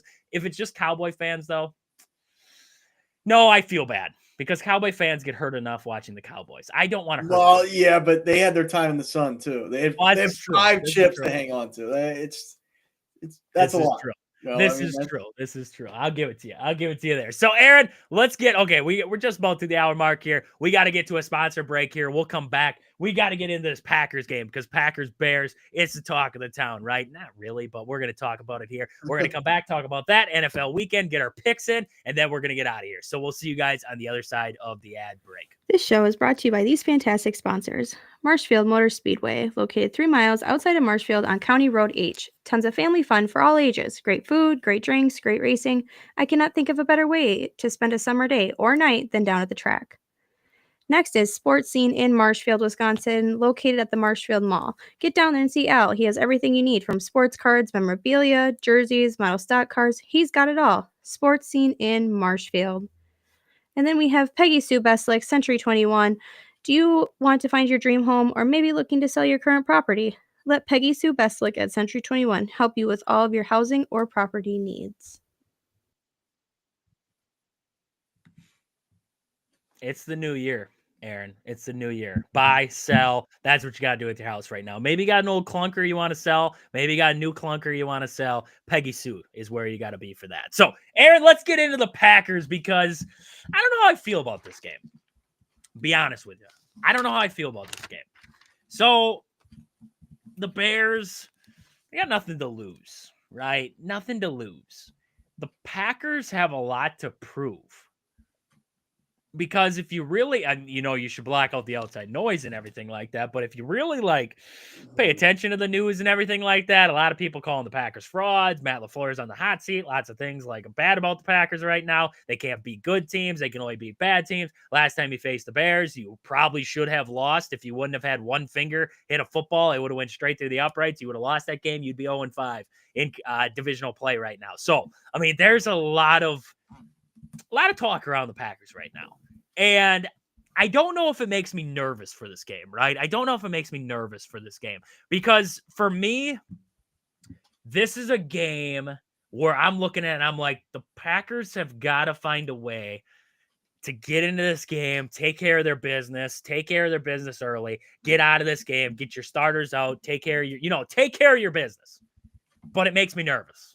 Because the Bears are coming to this with nothing to lose. They're playing everybody. Some guys are checked out, but other guys, you look at, what is his name there? Jalen Johnson. Is that his name? The cornerback there. He's like, F the Packers, F this, F that. He hates the Packers. We know he hates the Packers, but he wants to beat the Packers. And the Bears are playing Caleb Williams. So they're not conceding, right? If they didn't really care, they would have said, Caleb Williams, you're not playing in this one. Well, guess what? He's playing. And the Bears this would be a moral victory, right? To end their season, what has been can you, if the Bears, the Hail Mary, the blocked field goal, the mismanaged clock in multiple games, you could look back on this Bears schedule and say they should almost be a wild card team. If you realistically, a couple wins here and there, momentum's not lost. They're feeling good about themselves. They could be sitting right on the cusp of playoffs, but right now they're 4-12. But nothing would bring them more joy than to knock the Packers one more time, right? Packers are in the playoffs. It's not like it's the end of the world. But this Bears team would love to go out on a high note, right? Send the Packers off because I'm guessing they're going to Philly. Send the Packers off to Philly. I did see Trey Lance is playing for the Cowboys against the Commanders there. So basically the Cowboys are conceding too. So, prayers, hopefully, Trey Lance. I've always never hated that guy. So hopefully he shows something there. But basically conceding. So the Packers are probably going to get 7 seed. They're going to go Philly. The Bears want nothing more than to send them off on one last farewell kick to the pants. Hey guys, you can't even beat us, right? We just beat you in Lambeau. Good luck in Philly, right? So, Aaron, would you be nervous? Because I'm not nervous as much as I'm they got to show me something in this game, right? You want to see this Packers team come out, take care of their business early, and just not even make it a game. Don't make this a game. But the question is the slow starts. do they get to that point? So it kind of makes me nervous in that factor. What are you thinking right now? Are we nervous for this game with the Bears? I don't want to say I totally see why you could be. And like, I don't think any Packers fans out there, I don't think you want to see them like barely win this game. Like if they're struggling in the fourth quarter, like you're going to be a little bit concerned because, then the playoffs, like this is literally the grand finale to the regular season. Like you said, the Bears have had, I thought early on there's like, I remember Kyle and not to poke fun, like he knows, probably more than me, especially about the NFL even, but I mean, a lot of people were kind of like, I could see this Bears team winning the 8, 9, 10, in that area. And I just didn't, it's played out horribly for them, but I just didn't see it like, I didn't know if it would go this way, but I just, right where they're at, I'm not sure. Like I kind of thought this is where they would be. Right. And, I know it's a divisional game. I know that. And like you said, Bears are just playing. I mean, if I'm one of these bottom feeder teams though, I don't know how much a win in week 17 really helps you. Like I know going into the offseason, like you don't want to get curb stomped on, the last week of the season, but like if I'm a coach, I'm probably tanking it. Like I want to at least give myself a best chance to get a better draft pick. And like winning this game does you nothing. Like going from 4 wins to 5, like what does that, grant you? Nothing. But yeah, I mean, there's a lot of, criticism of the Packers right now. They haven't, like you said, the good team, like struggled against good teams, stuff like that. If I'm the Packers, I mean, I don't want to say I want to take the Ohio State approach because, like, they lose to Michigan. Now they look like, they're on a vengeance tour. But, I mean, I still think you want to gain some momentum. You want to gain some confidence. Like, the NFL is a little different, I would think, in the way that, the playoffs, the psyche of these teams go. But I just think you want to go out there and just kind of just dominate them, assert your will on them. 10-point spread, like if you win by 10-14, that's like you kind of wanted the eye test to feel good too. You don't want to just, okay, they won by 10, but it was a late touch. Like they were winning by 3 and then they scored 7 with 2 minutes left. Like I think you want to throw up like a 40 burger on them somehow. Like do that, limit them to like 17, 24, something like that. Feel good about it. You can only play who's in front of you. This whole, I get the Packers haven't beat anybody like great, but this is the game you're looking at. This is where you're looking down the barrel at, and the playoffs start, the week after. So get it right now. That's what I would think. Just get it right now. Yeah, no, I would agree. I would agree. And that's one of the biggest things I'm looking at is coming out, getting fast, coming out fast, taking care of your business. And that was going to be my next question was, what do we expect for playing time out of the main guys, right? You're talking Josh Jacobs, you're talking Jordan Love, talking some of these receivers, maybe the offensive line, maybe the defense, some guys in that defense, because you're banged up across the defense. So how much do you want to risk, guys? And I think that hinges a lot on what does the beginning look like? Because if they stink at the beginning, I don't want to pull them. I don't want to send them on a sour taste off to Philly, right? I'm trying to play these guys until they feel good. It looks good, right? Everything seems to be flowing. I want to take them on a hot note, right? You always talk about when I used to leave the gym, right? You had to leave by making a shot. You couldn't miss a shot to leave. It was bad luck. You always had to make that shot.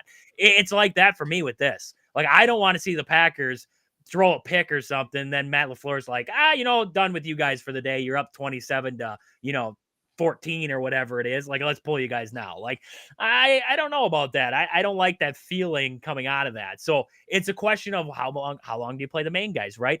I don't think Josh Jacobs' load is going to be as much in this one. I think they're going to try and limit him, which means it's going to be more of like a running back by committee kind of day. Manuel Wilson's going to get a lot of work. Brooks is going to get a lot of work. And then we're going to see Jacobs in there for a little bit. I'm not saying he's going to have a day off, but he's going to have a little bit less of a load there. You might not see it receivers for, as much. We might see more out of Malik Heath, Bo Melton, Christian Watson. If he's healthy, he might play for a little while, but not risking him at all. Tucker Kraft, Luke Musgrave, mixing them in and out. Like, I think they're going to try and work guys around. I don't think they're going to give them days off because that's the last thing that they need. But I think that they're going to try and limit guys. They're going to try and pull guys when they can and just mix and match. Right away, I think it's going to be full go. But that's the thing. That's one of my main keys. So, like, what do we want to see, right? I want to see the Packers start out fast. I want to see him start out fast. You get the first, you get the opening kick, right? The Packers love to get the ball first. They love to pick to get the ball first and then try and take it down the field and score. Minnesota, they were moving. They kind of got, stymied by the fumble, and then it went downhill. Well, in this one, I'm looking at it, I'm like, we got to get fast. We got to get out the gates hot, get her rolling. So that's where I'm looking at. Start out fast, get her going there, keep the pedal down in this one. Don't get all crazy with them trick plays, though. I don't want to see nothing crazy in this one. Get the play action game involved. We talked about the other day. They're like 16th in play action rate. Why? Utilize the play action a little bit more. I'd love to see the play action. Get the run game going with multiple guys, right? Emmanuel Wilson has the abilities. Brooks has the ability. So does Josh Jacobs. Get that run game going. Control the trenches on both sides of the field there offensively. Open up some holes. Protect Jordan Love there. Defensively, put some pressure on Caleb Williams, right? That's a big thing. I want to see pressure out of that defensive front there. Not just pressure, meaningful pressure. Right? Pressure and meaningful pressure seem like two different things. Getting after the quarterback, putting pressure in his face, and also getting after the quarterback and getting home, right? Packers have been able to get pressure on guys. It's a question of, is that guy just able to step up and make a throw? Or are you putting pressure on him to the point where he's getting scrambling, he's getting pushed, he's getting shoved around? That's what I want to see in this one. Meaningful pressure out of the Packers. Going to be a lot on the injury report. We're going to talk about that in a second here. And also, show me 4 quarters of dominant football. I don't care who's out there. Show me 4 quarters where the Packers come out and they don't just lay an egg in the third quarter. They don't just lay an egg in the second quarter. Show me multiple quarters where this team's like, we're going to put you down and we're going to keep you there, right? Those are the big things that I'm looking for the Packers in this one. But Aaron, looking at the injury report, coming into this one, we know Jair's out already. Zane Anderson's going to be out. He's in concussion protocol right now. Chris Brooks, Javian Bullard, both them guys look like they're going to be good to go. Brenton Cox Jr. is questionable, did not practice all week with a foot injury. Andre Dillard still out, right? We know about that one. Josh Jacobs was on the injury report, but nothing really to write home about. Elton Jenkins was a full go on Friday. So was Tucker Kraft. Quay Walker has not practiced yet. Ankle injury, still out with that one. So no Quay Walker. Evan Williams is out still with that quadricep. And then Devontae Wyatt was a full go all week long with that concussion. So we'll see what happens there with Devontae Wyatt. But Matt LaFleur did say anybody who's healthy is going to play in this game. But Aaron, I got a crazy stat for you. From the last Packers roster to lose to the Bears, there is now more players playing for the Bears than playing for the Packers. Wow. That's actually crazy. That's crazy. Been a hot minute. That's been a hot minute with that stat. Wow. Yeah, I'm like left speed. Like that's just one of those weird things, right? Like that is. It's been a while. It's been a hot minute. It's been a hot minute since the Bears taking care of business. I do like, as much as we clown Rodgers on the show. Like, what was it when he? I still own you, wasn't it? I still own you when he's flexing the belt. Oh, that was that. I'm not gonna lie. Stuff like that is when it's somebody I didn't despise him in Green Bay. I was never like a huge Rodgers guy, but I didn't mind him. But like when he did that, I was like, hey, if Brady would have done that, I would probably throw my TV out the window. But it's we hate on that guy, but honestly, in my eyes, watching, he might be the greatest thrower of the football I've ever watched. I like how you said, like not winner, not, you know what I mean? Like there's so many different measurables and stuff, but like just throwing, thrower of the football. Like everybody glazes on Patrick Mahomes, and I get it. But Aaron Rodgers, primetime Aaron Rodgers, I'd take him against Mahomes. I would. Like that dude could sling a football and he could put her in spots that nobody else could. He was sidearming crap before Mahomes was a thought. Matt Stafford, same thing. They were both sidearming crap before Patrick Mahomes was doing it. Everybody looks at Patrick Mahomes now. They see the trick plays and they see all that. If I want a winner, if I'm going to pick a dude to win me a championship, yes, I'm taking Patrick Mahomes. Like that's no doubt. But like, if I want a guy to just pure thrower of the football, Aaron Rodgers. Like, watch the tape. Watch the tape back on this guy. Like, yes, he's an airhead. Yes, he thinks he's the smartest guy in the room, and sometimes he is. But, just thrower of the football, you cannot deny that guy's talent. Like, that guy was different level when he was at his prime. Which, that's what makes watching him now hurt so much more. Because it's going to people are going to forget what he was, because what he was just a master. He was a master class watching him. Like, it was just impressive. Like, you watch him and you're like, oh my, like, who could do that? I mean, how many Hail Marys do we have to watch out of this guy? And it's just like, he puts her right on the money. And it's not like, you're just chucking it down there, but it's just like, it's the little things that he did in between those where it's just like, this guy is just different level.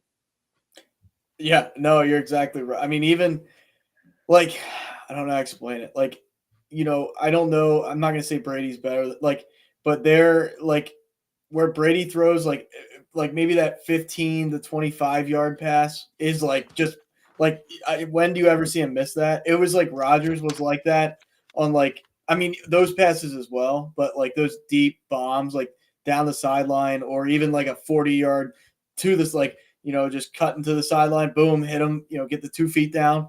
Like, yeah, he could, because he had that deep ball, but he had that like Brady-esque like fastball. Like, certain guy, like sometimes I'll even watch Hurts and like the ball looks like going 40, like 25 miles an hour. Sometimes it looks going like it's going 60. Like when Rodgers threw like anything, it was like there's like fire coming off his hand, and he could throw like I remember Flacco in that one playoffs for Baltimore, like throwing all those deep bombs, and like it felt like all the balls were just right in people's hands.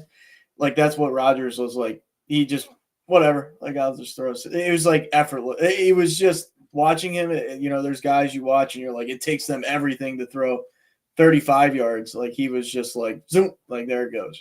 Just effortless. Yeah. I would agree there. So Aaron, I mean, so I got one question here. Well, I actually got one statement here. Halfley mentioned that we could see Cooper in a different role. We could see him do something that he hasn't done yet. My question is he going to come off the edge as an edge rusher? Because that would be crazy. Like, this guy's got a ton of speed. I can't remember who did the side-by-side comparison. Oh, it was Peter Bukowski over there on Twitter. He did the side-by-side comparison of Edgerrin Cooper and Micah Parsons and like their 40 time and everything like that. They're eerily similar in what they are. And Edgerrin Cooper coming off the edge, we've seen what this guy can do right now as the off-ball linebacker. He kind of go reverse what Clay Matthews did, where he went back to being an off-ball. I wouldn't be opposed to seeing Edgerrin Cooper come off the edge, because right now the Packers have struggled with pressure. Can you imagine bringing Coop constantly off that edge? He's got dynamite speed. He's got the ability to get after guys. He's long. He's lanky. He's got the ability to get in there. I would love to see Coop come off that side. So I'm interested to see what Halfley's talking about there. But Aaron, many Packer fans are kind of turning on Matt LaFleur right now. They're like, this guy ain't it. Let's get him out of here. Is this seat hot? Is it warm? My question is the seat even warm underneath the Matt LaFleur? I don't think so. I don't think so right now. Yes, you had a season where you didn't beat, great teams. I get that. You had that one of those kinds of seasons. But I'm looking at now, I'm saying, okay, if you get bounced in the first round of the playoffs by the Eagles and you look like crap, and then you go into next year and you kind of look struggling there, yeah, then the seat's definitely warm, if not hot. Then it's definitely at that point. But I mean, yeah, we talked about the cliche of the young team the other day. You're still building a roster right now. If you go out there, you're going to have some cap space going into this next offseason. If you go out there, you get them some corners, you get them some edge help, you get them help, wherever needed, and it still looks rough, and Jordan Love doesn't look like he's progressing. He actually looks like he's degressing. It looks like it's all getting worse. Then, yeah, that seat's hot, because then you're not getting your job done as a head coach. Right now, I mean, I think he overthinks sometimes. I think sometimes that's the way he hurts himself the most, is he overthinks the play calling. He overthinks all that kind of stuff. But outside of that, I mean, the guy can get guys fired up. He's not a bad play caller. He gets the job done. He's done good work with what this offense was. We saw it last season there on the run they went on. I'm not putting him on the hot seat right now. I think it could get there, but I don't think he's on the hot seat at this very moment. Yeah, I can't see. I mean, there's other coaches like I can think of that should be like, if he's on the hot seat, then these guys are like, the seat's burning. You know what I mean? So, no, I mean, they NFC divisional round last year against the Niners, close game. I mean, the Niners go on to go to the Super Bowl. So, no, that was, and really Jordan Love's like real rookie season, if I'm not mistaken. Like I think, yep. Start to finish, like as a starter there. So, yeah, I mean, I there's no way yet. Like you said, I mean, if they like if they lost to Chicago Sunday, God forbid, right, and then they lose in embarrassing fashion, I think then you could make a case that like he's losing the team because like they should be like they should beat the Bears, and then you would think they'd be competitive in a playoff game. So if it went that far, wrong, then sure. And kind of like what you said, if they get housed, like they lose by 14 in the playoffs, and then they start out next year, 2-3, and it's like, we tend to think Jordan Love's better than 2-3. We tend to think Jordan Love's better than not beating these teams. Like there's a lot of moving pieces, yes, but a lot of times the coach pays the price. Like regardless, it's it's his responsibility. You can't control the players, but I mean you're the head of the establishment. Excuse me, but it's not yet, and I don't even think close to yet. But it just depends on how they look, going forward. That's really it. Yeah, no, I would agree. I mean, it's going to be a question too, like I talked about Jordan Love progressing, the offense too, the pre-snap penalties, those little things, right? Those kind of things going away. I mean, you talk about, hurting yourself. 4 of the top 11 wide receivers in route win rate, which means how many times they win their route, are on the Packers. Dobbs is 3rd in route win rate. Wicks is 4th. Watson 7th. Heath is 11th. Melton 70th. Reed is 80th. I mean, you're winning your routes. So what's the problem, right? Drop passes. Still drop passes are a problem there. I mean, you have your wide receivers are creating separation. It's a question of where's it hurting then in between, right? And Aaron, okay, so I got one last thing before we get to our NFL picks here for the weekend here. We wrap it up. Is it crazy? I think I'm crazy. I went crazy today. I actually want to see the Eagles in round 1. I actually do. I came to the conclusion of I don't want to see the Rams. I don't want to see the Buccaneers. I don't. Because what's it going to prove if we beat them? What realistically, what's it going to prove? I want the Eagles. I do. Because you got to start somewhere, right? You got to prove that you can beat one of these teams. Why not do it in round 1? Why not walk into there? And if there's a time to get the Eagles, it's week 1. It's week 1 of the playoffs. Jalen Hurts will go into that game having thrown 4 passes in the last 3 weeks. 4 passes in the last 3 weeks. That's a rusty dude. Now, I'm not saying, and knock on wood, Jalen Hurts can't light the world on fire. I'm not saying that. And I'm not saying they don't have Saquon Barkley and A.J. Brown and every weapon in between. But honestly, you got to play him at some point, right? Would you rather play him in the NFC Championship game? Probably, right? Probably. I'd rather get the 1 seed and see him in the NFC Championship game in Lambeau. But guess what? You don't. You got yourself in the 7 seed now. I buy into it. I do. I buy into it now. I still am of the belief, and I know I talked about the other day, the things the Packers have to, why they can't win and what's hurting them and everything like that. You clean up the little things, the pre-snap penalties, the drop passes, the stupid little things. You don't get all this trickery with the play calling and everything like that. You go to play action a little bit. I don't think that they couldn't go into Philly and win. I don't. I don't see that. You have an offensive line that doesn't give up a lot of sacks. Knock on wood, right? I got to keep knocking on wood here. You have an offensive line that doesn't give up a lot of sacks. You have a quarterback who we know is playing at this level and can be at this level. I know a lot of people listen to this. You can't see my hands right now, but I was at like mid to high, right? We know that Jordan Love has another level. We know that the entirety of this offense has another level. We know that this defense has been banged up. I mean, we were talking about you're missing Jay Alexander, but you haven't had Evan Williams consistently. You haven't had Quay Walker consistently. Christian Watson, hopefully he's back by that point. He can blow a top off of defense for you. Brent Cox has come along. Javian Bullard, if you can keep him in the same freaking spot, you keep moving from slot to safety. He's a rookie trying to figure out how to play 14 spots right now. If you can keep him in one spot, Zane Anderson gets banged up. I mean, you've been unlucky. You don't have as many injuries as the Lions, but you also can't afford as many injuries as the Lions. You're one of those teams where like these guys have to be out there, otherwise we're toast. I'm probably crazy. I probably am. But I am not opposed to seeing, like, everybody's like, I really don't want to see the Eagles in round 1. Nobody does. But I'm like, buy into it. Why not? Go into Philly, take care of them. For a fact, no matter what, you're the 7 seed, right? You are the lowest seed in the playoffs. you have to go on the road for the entire thing anyways. Whether it's through Philly first or whether you go to Philly second or you go to Detroit second or wherever you go second, no matter what you do, you are going to end up in Philly. You were going to end up in Detroit. You were going to end up in Minnesota. It didn't matter. Why not kick it in the butt right away? Because if you go into Philly and you beat the Eagles on their home turf in the opening game of the playoffs, how much confidence does this team get? How much better do we feel about the Packers? How much better does Jordan Love feel to walk into Philly, take care of their business, and walk out? And heck, we went to an NFC East team last year in the first round of the playoffs. And heck, we blew the doors off of them.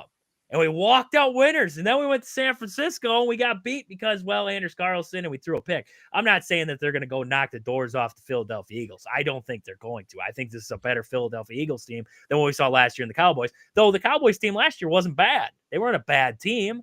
It's just no, I definitely got to say something there. Only they didn't have Saquon Barkley, but like they still weren't a bad team. You're not going to go into Philly and knock their doors off. I'm not saying you're going to walk into Philly and knock the doors off, but nobody can tell me that this Packers team can't walk into Philly and win that game. Nobody, not a single person, because they have the offense. They have the ability to go and win that game. The problem with the Packers, and we've said it all year long, they haven't played to the potential that they could actually play to. They've been like 3/4 at times of what they could be, but they've never reached what they can be. And if this team gets hot, which the national media doesn't want to tell you, nobody really wants to believe in them anymore because of the 0-5 against the top 3 seeds in the NFC. Nobody wants to face that fact. But if this team gets hot, which they could, I really do think they could go beat anybody. Now, can they go 3 times on the road in the playoffs and win it all? Maybe not. But can they go round 1 to Philly and win it? Yeah. I'd be crazy if I said they couldn't go to Philly and win that game in game 1. I'd be crazy to think that. Yeah, no, I mean, and not even being biased, you know where my fan alliance, stands, but like the Dallas thing, like, and I'm not trying to take anything away from them, because when they played San Fran, I was like thoroughly, I know the Packers lost, but I was impressed, like that because trying to go to San Fran in the playoffs and out there and trying to beat them, that is a tall ask. Like, especially the way that defense was flying around last year. Thank goodness they're a shell of themselves this year. I'm all here for it. But Dallas, I got to be honest, no matter who plays Dallas, they haven't won a playoff game.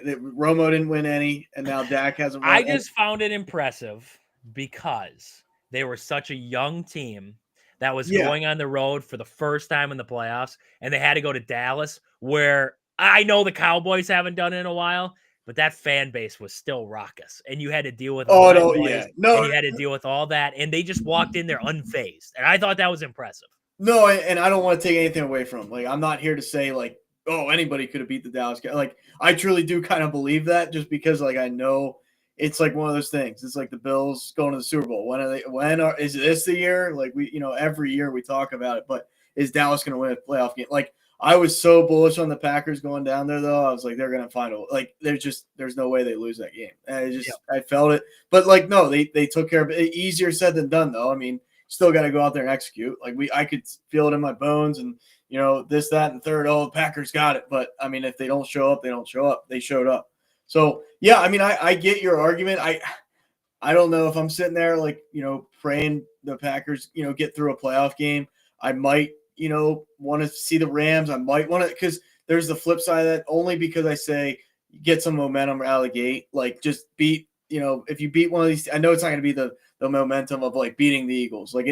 Obviously, if you want to beat the Eagles or the Lions, one of those teams, Lions, Vikings, that you're going to carry a lot more weight with that. But I still think if they go into the playoffs and played, let's just say the Rams, just for argument's sake, and they won by 7-10, I think you still kind of feel like, okay, we haven't played, I know all the players will say the right thing. They're, if we just show up any given Sunday, this and that, whatever. But I still think, a win is a win in the playoffs. We saw the Giants, go beat Minnesota 2 years ago now, 2022, and then the Eagles blew the doors off of them. But nobody picked the Giants to even be there. And that, that was a big moment for them. So not that it resulted in anything that season, but we've seen crazier things. We've seen the Giants, bring the Giants right back up, limp into 9-7 and go to the Super Bowl. Like we've seen it multiple times. Baltimore with Flacco, some of those years it was like, okay, wow, like no one saw them beating Tom Brady and Peyton Manning. Like we've seen crazier things. But yeah, I get it. And the only thing I'll say about that Eagles thing is like Jalen Hurts, like you brought up, 4 passes in 3 weeks. I hate that. Like I'm sitting here like, I'm not liking that at all. The guy might still be in concussion protocol in the first round. I mean, I don't know if he's like they need to wake him up or what. I mean, I never heard of a concussion protocol going this long. Because Sirianni said it today, like he's still in concussion. I'm like, dude, is he actually or not? But I don't know. Yeah, I totally see, going into that Jalen Hurts not playing in a while. I'm nervous about it. So I would be bullish on it if I'm like, guy hasn't played. That's good for us. Like that's good on our end. So the only reason why I think it is, and I get what you're saying. The only reason why I think it is, I think the Packers got to prove to themselves that they could beat one of those teams. Yeah, they got a chip on their shoulder for sure. Because they know. They've had questions. They've been asked questions. They know everybody's thinking we can't beat the good team. So beating the Rams, beating the Tampa Bay Buccaneers, you already beat the Rams once this year. Now Nakua wasn't there and Kupp wasn't there. I get that. But you already beat the Rams. That doesn't prove anything to anybody. But if you go and you beat Philly, that's like we're good to go. Like we beat Philly now. Now going to Minnesota doesn't feel as daunting. Now going to Detroit doesn't feel so daunting, right? Now you're like, we beat Philly. And the crazy part would be if you beat Philly, that's where the season started, was losing to Philly. So if you beat Philly, and then if, depending on how the seeding works out, right? But if the Vikings do get the 1 seed, if you beat Philly, and then you beat the Vikings, and then you beat the Lions, you beat them in order how they beat you. That'd be the way to do it. Like you lost to the Eagles week 1, you lost to the Vikings week 4, and then you lost the Lions. I think that's like what, 3, 6, 8, 9, week 9. You lost the Lions. You could beat them in order of what they beat you. That'd work for me. Like that'd be okay. That'd be okay with me. Like I'd just be crazy to think about there. A crazy fact on that one. But I mean, it could happen. It could happen in that exact order. And that's just where I'm at. I'm like, why not? Why not start with Philly? Get it out of the way. You beat Philly. Like you're like, oh my gosh, let's go get them now. Like we're feeling good. We're feeling frisky. We know we can beat a good team now. Let's go. Like then you're just, I mean, you're high on it. Like you're getting that high now. And then, hopefully you don't get too far ahead of yourself. You don't take teams for granted or anything like that. I don't think the Packers can at this point here, but why not the Packers? That's where I came to the conclusion of today. Why not the Packers? I know the national media is kind of out on them now. I really don't get how you buy in after a win against those Saints, a 34-0 win against the Saints. People bought in and they're like, buy the Packers stock, right? And then you lose to the Vikings and they're all like, Packers are done. They're done. It's just like, how did you buy in off of the Saints and you backed out off of the Vikings? Like, I don't get that. I don't get that one there. But either way, Packers, Bears coming up 12 o'clock there on Sunday. That'll be on Fox there. We have a lot of good games coming up this weekend. Oh, before I forget to mention, the Pro Bowlers for the Packers, Josh Jacobs, Rashawn Gary, and Xavier McKinney there as a free safety. So Packers get 3 Pro Bowlers. They have a couple guys as alternates. So that's basically whoever makes the Super Bowl. We'll see alternates get utilized in there. But, I mean, right now, those are the 3 guys who are voted in for the Pro Bowl. Kirby Joseph, sadly, the knee breaker is not in the Pro Bowl. So sorry, Lions fans, did not make it in there. But, Aaron, let's get to our picks. We're crossing the finish line here for the day. Let's get to our picks. I'll write them down last week of picks here before the playoffs, Aaron. So we have our Saturday slate, a little bit of Saturday football. Gotta love it there. The AFC North, right? They get their little Saturday. That's kind of cool. They get a whole day of just AFC North teams taking on each other. The first game of the day, Browns and the Ravens. I don't know. Is there anything to play for in the AFC playoff picture outside of the Bengals? I know the Bengals are trying to play their way into that last seed, but I was just going to look the playoffs right now. Ravens are locked in at the 3 seed right now. No, they are not. No, because them and the Steel like they would flip flop. They would tie the same record. I don't know who has the tie. Like Baltimore just beat Pittsburgh. Does that automatically give them the tiebreaker there? Would it come to points head to head? Probably. Yeah, I'm not great at that's not my strength. So We got like 50. There's like 50,000 stipulations. We read through them that day. It Yeah. got down to like I don't. The last one was a coin flip. I remember if the tiebreaker made it far enough, it was a coin flip to see who made it and who didn't. So I mean, there is something to play for right now if you are the Baltimore Ravens. So I'm guessing most, if not all, will play in that one there. So I mean, I'm going to take the Ravens. I'm going to take the Ravens to win that one over the Browns. No Jameis Winston means no wins. I did hear, I'm not saying he's going to play, but I heard like rumblings all over X that he's like doing everything he can to play. Like he's like just begging them to play, which I don't blame him. Like, I mean, who is it? DGT. I forget his abbreviations there, the backup, the third string, basically. DTR, I think. Yeah, DTR. Yeah. He sucks. I'm sorry to say that, just being, blunt like that. That guy blows. I mean, he is awful. I mean, Jameis Winston, like, he sat behind Deshaun Watson stinking up the joint. He doesn't play great, but like he has them in games. Like he has them competitive. They're not winning games, but they're like, a couple plays away from winning games. Then they bring in the third stringer there. He sucks. Like I feel for him. Like, I mean, it's just like let Winston just play. I don't get it. I really don't. It feels like they'll never. I don't know if it's Stefanski. Like I'm not a hater of Stefanski because he found a way with like what Joe Flacco last year to push through to get to the playoffs, but I don't know. I just that organization's a hot mess, I think. And Ravens He's are an excellent head coach. He's an excellent head coach. That's all I know. Like I would take him in a heartbeat. That's fair. Yeah, no, that's fair. I'm not saying you should get fired. It's just like yeah. That organization is just. I mean, the Watson deal kind of put a fork in him for a while, but that's the thing is like he's a great head coach, but he's been put in a bad spot. But if they fired him, he would be the hottest commodity on the market. I would love to see where this team is with Baker. Like if they never came off of Baker, I would love to know, but we'll never know. I mean, Ravens favored by 20. That's definitely not Jameis Winston playing. I'm guessing the starters are playing if they're favoring the Ravens by 20. So we got our answer to the starters playing. Yep. Yeah. So definitely. I mean, Baltimore, they have something to play for, obviously. Browns, yeah, they're just bad. So, yep. This is the biggest game, one of the biggest games, but the biggest game of Saturday. Bengals, Steelers in Pittsburgh.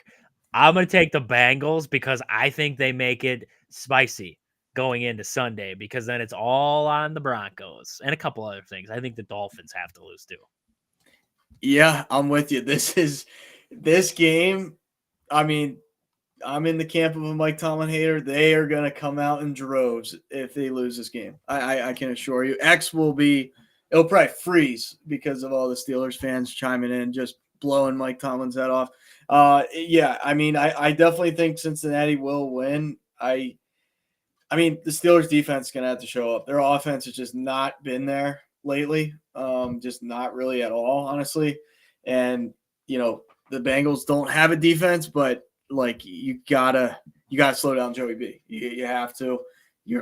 Hardly anybody has all year. I just don't. The Steelers are free falling, man. This is bad for them. Bad timing. I think they're going to get bounced probably in the first round of the playoffs. That's about where I'm at with it. They've gone from a high to a very low, and I think the Bengals will just continue that here. Okay, like that one there. Next up, we have our Sunday slate: Panthers, Falcons. Falcons, yeah, give me the Falcons. They're still on the bubble. They still have a chance, realistically. Excuse me. So yeah, give me the Falcons in that one. Yeah, I would agree. Falcons favored by 7.5 right now. The total's at 47.5. I like the Falcons in that one. Commanders, Cowboys. We know Trey Lance is starting. We know the Commanders are playing for a playoff spot, so everybody's starting. I'm gonna take the Commanders to win that one. Yeah, we've seen crazier things, but yeah, I don't. That would be a shocker of shockers if Dallas finds a way to win that.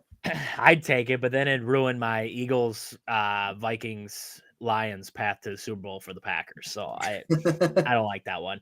We got Packers and Bears. We both picked the Packers to win that one, I believe. Yep. Yeah. We both got the Packers up on top there. Next up, we have the Texans and the Titans. I mean, the Titans are favored by 1.5. CJ Stroud's not playing. Nobody's playing for the Texans realistically in this one here. I think the Titans win it. I do. I think it's one of them stupid games. I think the Titans win it. Yeah. No, I'm glad you cued me in on Stroud being hurt because I'm like, why is Tennessee like that's crazy? I don't think he's hurt. I just think they're sitting. I think they are. Right. No, yeah, just not playing, right? Because I'm like, dude, that I mean, as low as we've felt about Houston, I mean, Tennessee is wow. But yeah, definitely I'm not gonna say definitely. You know what? Give me the Texans just because I think Tennessee might tank it and just try and lose this one just because they're 3-13. I mean, they're awful. So I know no starters, but like watch them find a way to just lose anyway. Is it Davis? I think Davis Mills is the backup quarterback. Yeah, Davis Mills. Yeah, forgot about that. Oh boy, here we go. He might have a monster day. Who knows? He might. That could be. He's playing himself into a starting quarterback role somewhere else at some point here. So next up, who is our next game? I got to get back here. Next game, we have the Jaguars and the Colts. This game is I think Anthony Richardson is still out, if I'm not mistaken. He went out last week, I believe. Yeah. Yep. Out. Yep. Give me the Jags. Give me the Jags. Yeah. I'm kind of with you. I Indy was one of those teams I thought would find a way to make the playoffs this year. They just didn't. Yeah, no Anthony Richardson. I mean, Flacco hasn't played that good, really, honestly. So give me the Jags too. I mean, tickets, on ESPN there, you can see tickets for the Titans game as low as $5. Tickets for the Colts game as low as $7. So, I mean, you're basically giving them away to go to those games. That's bad. I like it. I like it. They're giving it away. We're generous. We're generous in this neck of the woods. Next up, we have the Bills and the Patriots. Bills are going to be sitting everybody, but I mean, right now they're still favored by 3, which is wow. I'm gonna take the Bills. I still think the Bills win that game. Who is the backup quarterback for the Bills? That's not Trubisky again, is it? Yeah, it's Trubisky. Oh, yeah, it is. He threw a touchdown against who was it last week there, the Jets. He had a big touchdown pass there. I think Trubisky gets the win. Give me the Bills. Wow.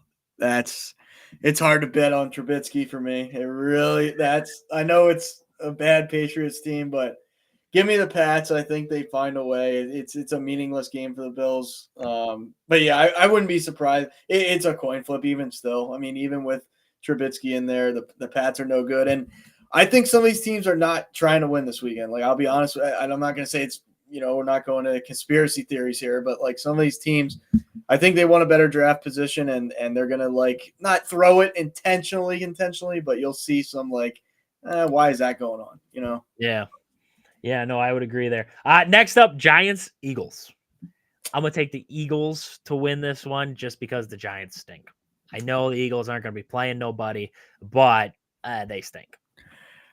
Yeah, I can't lie. I mean, Drew Lock isn't like god awful. I mean, he's not. I'm not gonna say he's great, but like sometimes he can do a couple things. There's still like hot rumors that Barkley's gonna play, even though they said he's not gonna play because he practiced today and like nobody else starting wise did. That would be crazy. No way. That would be catastrophic if they put the second team out there, but you put Barkley out there. Like I might just. And he gets hurt. If he got hurt on top of that, Nick Sirianni's job would be gone. Oh, that stadium's going to burn. I mean, the city, that's insane. When I heard that, like, I think he just practiced the practice, but yeah, that'd be my assumption. Yeah, I would think. I mean, that's just crazy though. You would hope so. You would hope. Right. Give me the third string, Tanner McKee. I think he can do a couple things. He didn't look bad last week, so albeit like 4 passes, but he threw like 2 touchdowns and 4 passes, something stupid there. But yeah, Giants stink. Put a fork in them. Maybe they'll get Shador Sanders or whatnot. But yeah, I guess the Eagles in a weird game for sure. There we go. Next up, Saints Buccaneers. Buccaneers favored by 14 right now in Tampa. I'm gonna take the Bucs. I don't think the Bucs lose this game. Yeah, no, me too. I mean, Saints are real bad, and Bucks have something to play for still too. So, yeah, give me the Bucks. I like that one there. This is where the spice comes, my friend. This is where the spice comes. Chiefs Broncos in the 325 game. Right now, Denver's favored by 10.5, mostly because no Patrick Mahomes, no action. The Chiefs stink. Like that's what they're trying to tell us. I'm gonna do it. I'm gonna do it just because Carson Wentz wins this game for the Chiefs. The Chiefs knock the Broncos out. And then we got the Dolphins playing later in the night against the Jets. A-Rod's going to throw his 500 touchdown. And the Packers, or not the Packers, the Bengals will be in the playoff picture. Give me the Chiefs. Man, this would be like, I mean, if Wentz balls in this game, you got to think he's getting some type of call. Like, You got to think that the Chiefs are telling, because as much as Chief fans, I think I was listening on Integrity Sports Network there the other night. Good friends of the show over there. They were talking about one of the Chief fans. He said, "We're not scared of Joe Burrow in the playoffs." Shut up. You don't want to see Joe Burrow in the playoffs. You don't, because if you want, guess what? Joe Burrow is playing better than Patrick Mahomes. Like, Patrick Mahomes is the dog in the fight, right? But Joe Burrow is playing like he's that prize poodle and he's going to chuck it deep. Like, that is Joe Burrow right now. So, like, you do not want to see Joe Burrow in the playoffs. Nobody does. No, and if you say that you would want to face Joe Burrow in the playoffs, you're kidding yourself. You are kidding yourself. If you want to say you want to play the Bengals defense in the playoffs, sure. But guess what? Joe Burrow can put up 40-plus points on just about any defense in football. So, I would not want to see Joe Burrow in the playoffs, to be honest with you. Chief fans are nuts when they say that. They might have Carson Wentz throw the game, so that way they do not have to see Joe Burrow in the playoffs. I mean, I don't think that's a bad assumption. I really don't. Like, that's not crazy to think that. No, I wouldn't want to. I wouldn't want to play him. Like, honestly, like, what quarterback do you not want to see in the playoffs? Joe freaking Burrow. Like, that's it. Like, that dude could torch you in so many ways. It's not even funny. If the Bengals end up in the playoffs, the MVP talk just changed. It went full circle. It's Joe Burrow now. Like, that is plain and simple. Like, no Lamar, no Josh Allen. Shut up, Raven fans. Stop it, Bill fans. It's freaking Joe Burrow. Like, he has led this team with a terrible defense to the playoffs. Yeah, it's Joe Burrow. So, like, I want to see it. I'm here for it because it's going to change the narrative of everything. No, I'm with you. Oh man, the more like I don't like Sean Payton. I really don't like Sean Payton, to be honest with you. I up there. They're gonna throw the game. I'm telling you, they're gonna throw it. They're gonna throw it. No Joe. Yeah, I don't even like, even if they weren't throwing it, let's say, like, I don't like the Broncos are like their playoff hopes are like riding on this game. And Carson Wentz, who hasn't played all year, he has 20 pass attempts on the year. I don't know. I'm still, even like, I hate saying it, I'm still kind of like a fringe Wentz fan. Like, I think the guy can, like, the fact that he's a backup is like wild to me. But he's played himself there. So it's like, I don't see it. Like, I don't see them going to beat Denver. I mean, it might be a close game, but I don't know who receiver wise is sitting out. Like, is Worthy sitting out? That type of thing. But I just think the Broncos, like, I'll be shocked. I will be shocked if it might be closer than people think, but I just seeing the Chiefs. I mean, if they would imagine they win on like a blocked field goal too, like, it's just another game they win on, like, it doesn't even matter that Mahomes isn't playing, like, that just 3-0. They win 3-0 too. Just something stupid. I got to take Denver. I hope the Chiefs do win it though. I hope it is chaos. The NFL, I'm sure, wants it to be chaos, but it's that's a tough sell to me. Just because Wentz hasn't played all year, you're going to throw him in there last week of the year with nothing really, riding on it. I don't like the odds there, but it would be cool. I hope it happens. I'm with you. I'm in the camp of I hope it happens. I like that. Next up, we have Chargers Raiders. Chargers, not much to play for, but I'm still going to take Chargers. Yeah, I mean, Raiders found a way to win a game that they shouldn't have because the fans were like losing their mind because they're trying to tank.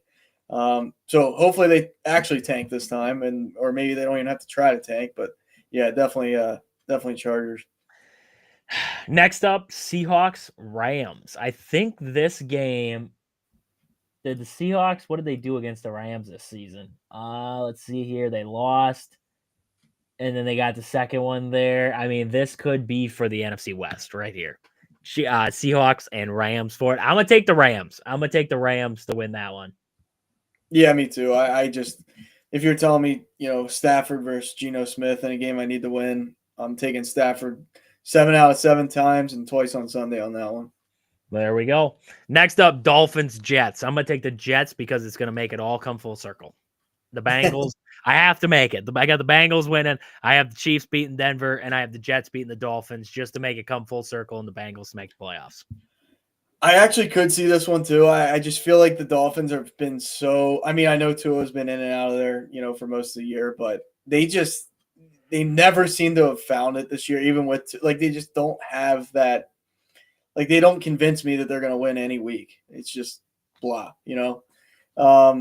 Yeah, give me the Jets. I think they find it'll be one of those maybe riding off in the sunset with Rodgers' career. I mean, we don't know what Rodgers is going to do, but this would be a game he would win, right? It's like a meaning, look at Aaron Rodgers. Like it's just it's cliche that he would win this game. I don't know. Yep, I would agree. There. Next up, 49ers Cardinals. This ain't really for nothing here. Give me the Cardinals. It's in Glendale. Give me the Cards. Yeah, I'm gonna take 49ers. I think they put up a fight last week, albeit in a loss against Detroit, but that was surprising. So I think they find a way to win the last game, but yeah, like you said, meaningless game can go either way. All right. Next up, we have the Monday. This is gonna be the big one, the Sunday night game. This is the big one, the one everybody's talking about. Vikings, Lions, NFC North title, number 1 seed in the playoffs. I mean, it's for it all. I don't hate. This is one where I don't know who to root for until I'm actually watching it.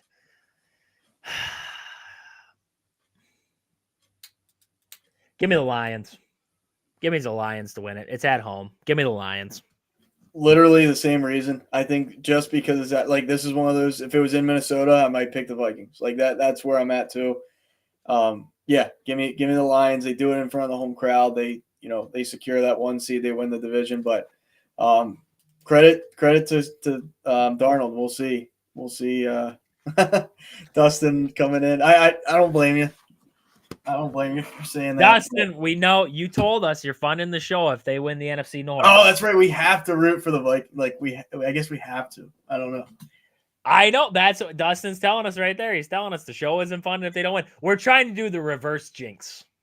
Right now. Yep. If we pick the Lions, usually we're wrong, right? I've picked the Packers every single week to win. Guess what? They lost 5 games. So that's what I'm trying to do. The reverse jinx right now. So hopefully it works out. Hopefully Dustin can fund the show. That's what we're hoping for.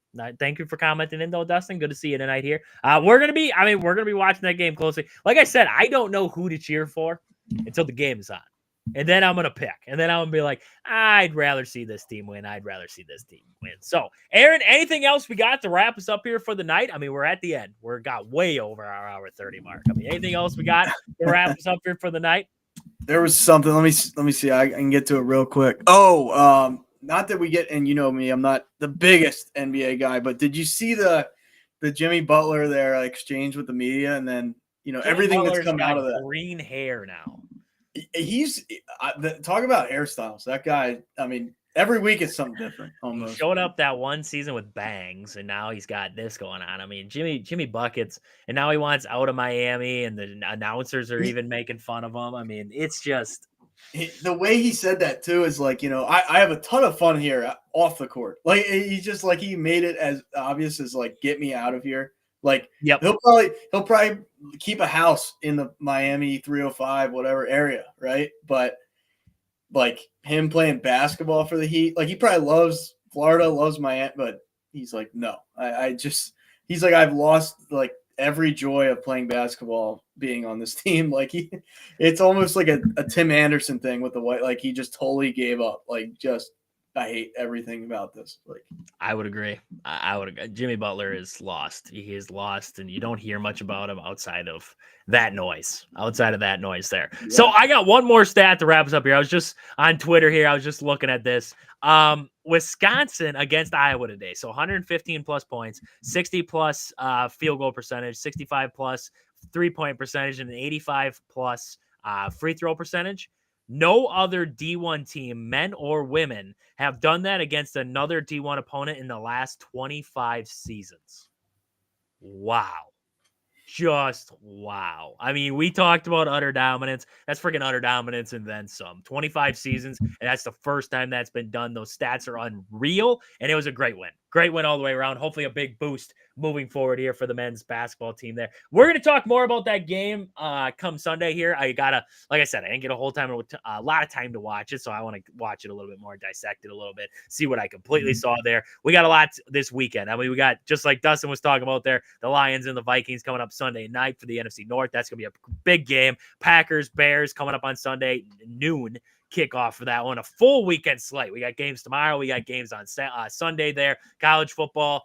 Taking a little break here for the playoffs. Still bowl games, but the playoffs going to be done here for a little bit there. But hey, we got lots to get into on Sunday here on the show, so make sure you guys are back then. So with that, for Aaron and myself, this has been Wisconsin Sports on the Go with Trage. Thank you all for tuning in. We'll catch you guys back here on Sunday. But until